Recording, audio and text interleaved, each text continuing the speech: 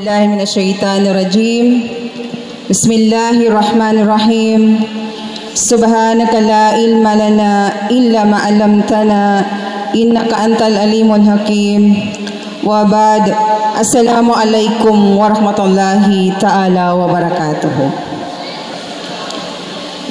My due respect sa ating college president, our very supportive college president, Dr. Ali K. Dilangalen, with his better half, Dr. Imraida Dilangalen, the elementary laboratory school principal,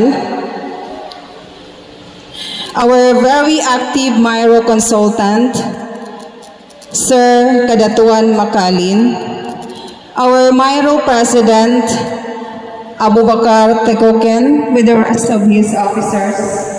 Of course, our special greetings to our resource speakers who will be introduced later.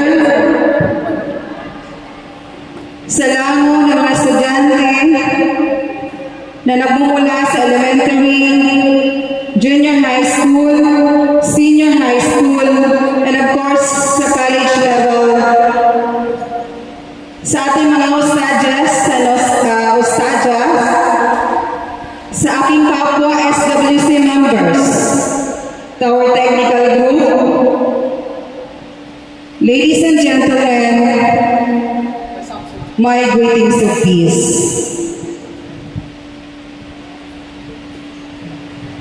Maligayang pagdating or pagdalo sa ating Grand Islamic Symposium and Advocacy with the theme, hold firmly to the rope of Allah all together and do not be divided. Sa nakikita ko, sa pagkakataong ito, ngayon natin maipapakita na tayo ay nagkakaisa, na hindi tayo basta-basta nadidivide na kung anong klaseng pagsubok dahil sinisikap natin na makadalo or maka-attend sa ganitong mga program. Especially, yatan mo sa lama-lama na surga, abanuntot tanong sa inyo. Ito ay pinangungunahan ng Muslim Youth Religious Organization na mula sa lahat ng labas ng college na ito, na very supported by the Cotabato Foundation College of Science and Technology. Ang ating manamahal na propeta na si Muhammad sallallahu alaihi wasallam ay nagsabi, ang paghahanap ng karunungan ay ating obligasyon bilang isang Muslim. At sa venue na ito, ating pinatutunayan na tayo ay handang tumanggap, na tayo ay willing makinig sa kung ano yung ibibigay na ilmo nitong ating mga invited guests na nagmumula pa sa malayong lugar. At hindi lang yan, sila ay nagtapos sa ibang bansa. Ang symposium na ito ay ating sama-samang ipagdiwang o ating bibigyan ng halaga dahil ang pagkakataon ito, kahit ito ay very short in time lang, pero kung tayo ay makikinig, no, malamang sa malamang tayo ay makakakuha o kumbaga makakaigib tayo ng ilmo na hindi basta-basta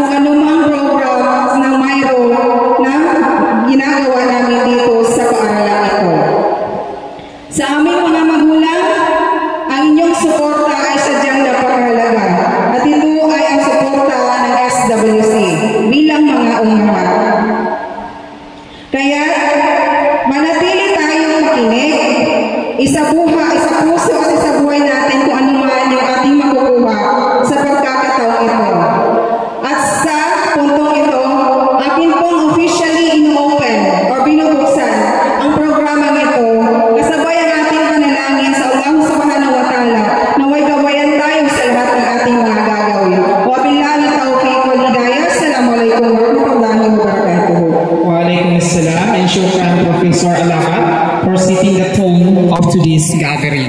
Jazakallahu khair. To present the statement of the purpose of this symposium, let us listen to Kadatuan M. Macalin, RSW Myro Consultant. Sir.